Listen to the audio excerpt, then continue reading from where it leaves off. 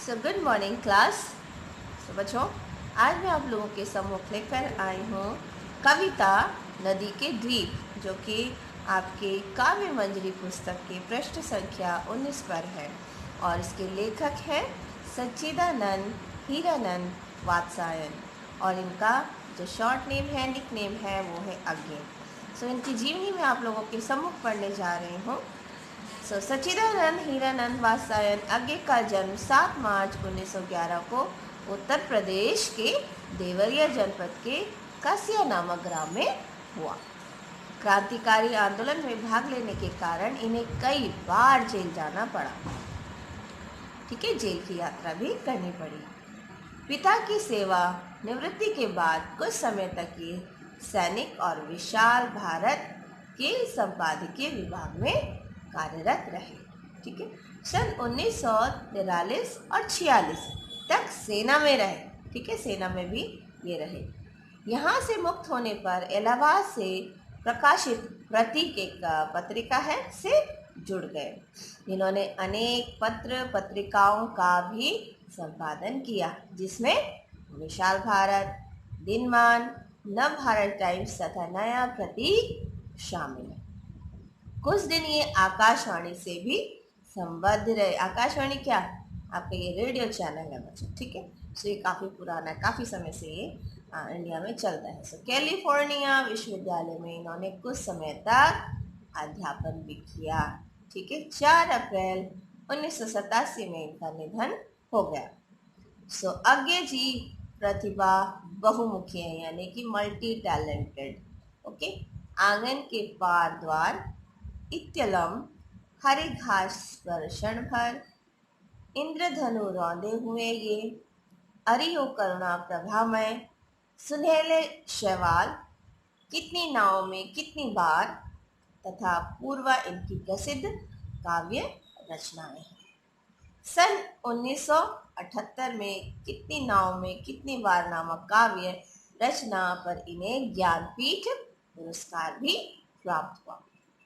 सो अज्ञे जी की जो भाषा मुख्यतः क्या है, उन्होंने अधिकतर कौन सी भाषा, कौन से शब्दों को प्रयोग किया है अपने लेखन में? सो संस्कृत निष्ठ शब्दावली का प्रयोग हुआ है। सो बच्चों, ये इनके जीवन से संबंधित कुछ जानकारी थी, जो कि आपकी काव्य मंजरी की पुस्तक पेज नंबर 18 पर है। सो आप स्वयं भी इसे ज़रूर देखें, और जब मैंने इसको अभी पढ़ा है, सो आप पुस्तक निकाल लीजिए, खोल लीजिए और ज़रूर ध्यानपूर्वक जो मैं पढ़ रही हूँ आप भी उस पर नज़र डालिए। ठीक है, मेरे साथ साथ पढ़िए। तो बच्चों, चलिए हम लोग शुरू करेंगे नदी के द्वीप। ओके, सो कविता नंबर 5 और ये आपकी पेज नंबर 19 आपके जो पुस्तक काव्य मंजरी है, सो काव्य मंजरी की पुस्तक में ये आपके पाई जाती है। सो बच्चों, कविता शुरू करने से पहले मैं आपको इसका जो लेखन का जो उद्देश्य है, लेखक जो हमसे क्या कहना चाह रहा है, सो ये प्रतीकात्मक रूप में लिखी गई है कविता। प्रतीक यानी कि प्रकृति के किसी भी वस्तु या दीप को लेकर उसको कैसे मनुष्य की क्रियाकलापों में ढाल दिया जाता है। अधिकतर आपने देखा होगा कि जो हमारे कवि हैं, लेखक हैं, वो इसी प्रकार से कविताओं को लिखते हैं। जैसे मैंने कई बार आप लोग को पहले भी कक्षा में बताया कि सूरज को दादा कह दिया, चंदा को मामा कह दिया। तो यहाँ पे नदी के जो द्वीप हैं, इसमें भी जो अज्ञे हैं, लेखक हैं, उन्होंने कविता के माध्यम से कि कहा है कि जिस प्रकार नदी द्वीप का निर्माण करती है, ठीक है, उसी प्रकार समाज के द्वारा व्यक्ति के व्यक्तित्व का निर्माण होता है। सो जो नदी है उसको माँ के रूप में और जो उसका भूखंड है उसे पिता के रूप में यहाँ पर अज्ञे जी ने इस कविता में दर्शाया है। तो चलिए बच्चों, हम इस कविता को पढ़ेंगे, समझेंगे और इसके आगे जो भी प्रश्नोत्तर हमें मिलते हैं उसकी तैयारी करेंगे। तो चलिए शुरू करते हैं। नदी के द्वीप। हम नदी के द्वीप हैं, हम नहीं कहते कि हमको छोड़कर स्रोत वाहिनी बह जाए। वह हमें आकार देती है।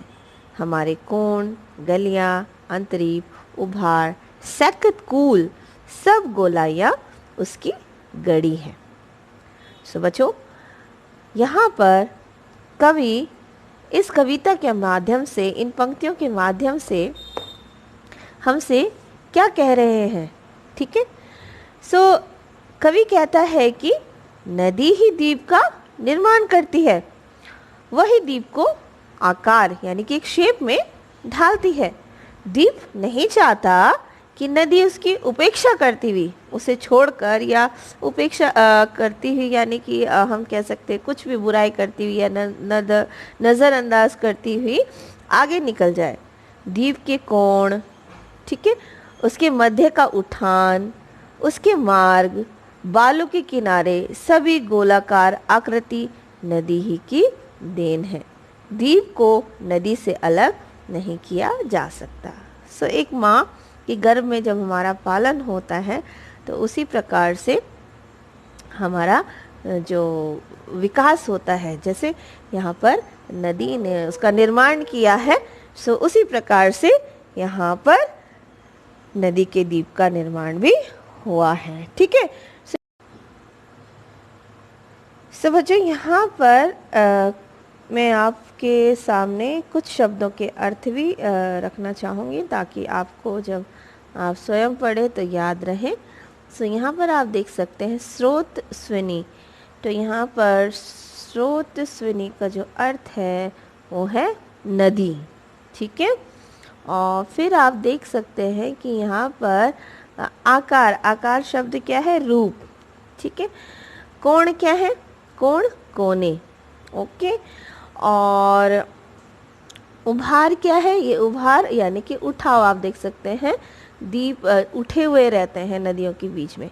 सैकत कूल, ठीक है, सैकत कूल यानी कि बालू के किनारे। ओके, और गढ़ना यानी कि गढ़ी, बनाया हुआ।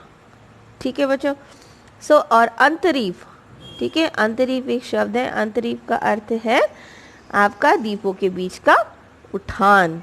ठीक है, सो बच्चों इन पंक्तियों का जो अर्थ है वो इस प्रकार है कि कवि कहता है नदी के द्वारा ही द्वीप का निर्माण होता है, वही द्वीप को आकार में ढालती है। द्वीप नहीं चाहता कि नदी उसकी उपेक्षा करती हुई आगे निकल जाए। द्वीप के जो कोण है, उसके मध्य का जो उठान है, उसके मार्ग, बालू के किनारे सभी गोलाकार आकृति नदी की ही देन है बच्चों। सो द्वीप को नदी से अलग नहीं किया जा सकता। ठीक है, क्योंकि यहाँ पर कहीं ना कहीं जिस प्रकार से हम अपने माता के गर्भ से जुड़े होते हैं उसी प्रकार से कवि ने भी प्रतीकात्मक रूप से नदी के द्वीपों का जो संबंध है, ठीक है, नदी से जोड़ा हुआ है। क्लियर? चलिए आगे बढ़ते हैं। माँ है वह, इसी से हम बने हैं, किंतु हम हैं द्वीप, हम धारा नहीं है। स्थिर समर्पण है हमारा, हम सदा से द्वीप हैं, स्रोत सुनी के। किंतु हम बहते नहीं हैं, क्योंकि बहना तो रेत होना है। हम बहेंगे तो रहेंगे ही नहीं। पैर उखड़ेंगे, प्लवन होगा, ढहेंगे, सहेंगे, बढ़ जाएंगे, और फिर हम पूर्ण होकर भी कभी क्या धार बन सकते? रेत बनकर हम सलिल को तनिक गंदला ही करेंगे, अनुपयोगी ही बनाएंगे। सो बच्चों यहाँ पे जो कवि है वो कहते हैं कि द्वीप को नदी से अलग नहीं किया जा सकता, नदी से ही इसका जन्म होता है। द्वीप कभी भी नदी की प्रवाहित होने वाली धारा नहीं बन सकती या सकते। द्वीप का अस्तित्व स्थिर रहते हुए त्याग की भावना में है। वे हमेशा ही नदी के द्वीप कहलाते हैं। वे नदी की गति के साथ नहीं चलते। यहाँ पर विशेषकर लेखक ने नदी के द्वीपों की बात की है। समुद्र में भी द्वीप होते हैं, कई तालाब या जलाशय में भी होते हैं, लेकिन यहाँ पर बहती हुई नदी के द्वीप की बात लेखक कर रहा है कि वे नदी की गति के साथ नहीं चलते, स्थिर रहते हैं बच्चों। यदि वे नदी के साथ प्रवाहित हो जाएंगे तो रेत बन जाएंगे और उनका अस्तित्व समाप्त हो जाएगा। यदि ये अपने स्थान से डिग जाएंगे तो सभी स्थान जल से पूर्ण हो जाएंगे। इनके किनारे कट छट कर गिरेंगे जिसे उन्हें सहन करना पड़ेगा। यदि ये चूर्ण हो जाएं तो भी धारा नहीं बन सकते। रेत बनने के बाद ये द्वीप जल को गंदा ही करेंगे, वह जल पीने के लिए भी उपयोग में नहीं लाया जाएगा या नहीं रहेगा। ऑल इंक्लूड क्या कहता है? ऑल इंक्लूड क्या करता है लेखक कि व्यक्ति का अस्तित्व समाज के अनुरूप चलने में है, समाज के विपरीत चलने में उसका कोई अस्तित्व नहीं है बच्चों।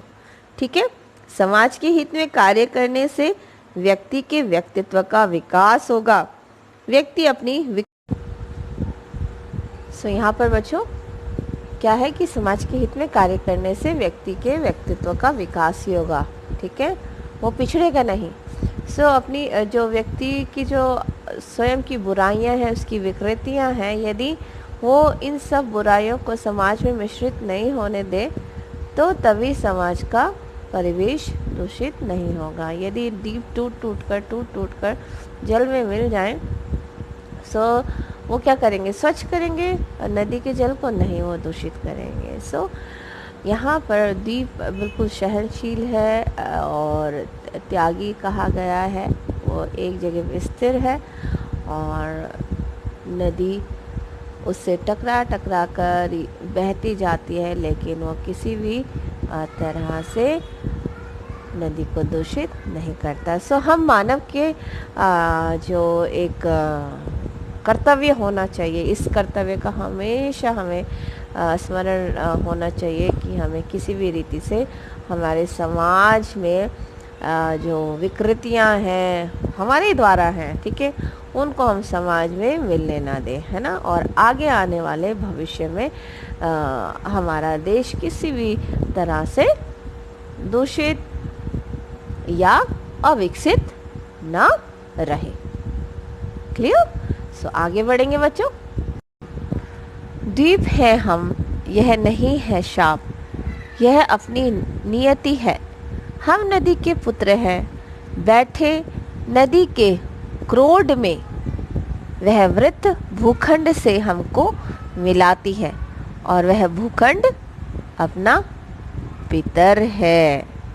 ओके, यहाँ पर जो कवि है वो क्या कह रहे हैं कि द्वीप बनना कोई अभिशाप नहीं है। एक जगह पे स्थिर रहना, है ना, त्याग करते रहना, तो ये कोई शाप नहीं है। ठीक है, यह तो उनका भाग्य है कि वे नदी के पुत्र हैं तथा उनकी बीच धारा यानी कि उनकी गोद में बैठे हैं।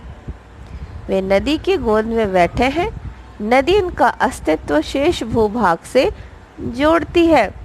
इस विशाल भूभाग से ही उनका जन्म हुआ है, अतः यह भूभाग ही उसके पिता के समान है। भूभाग यानी कि जमीन का जो हिस्सा है।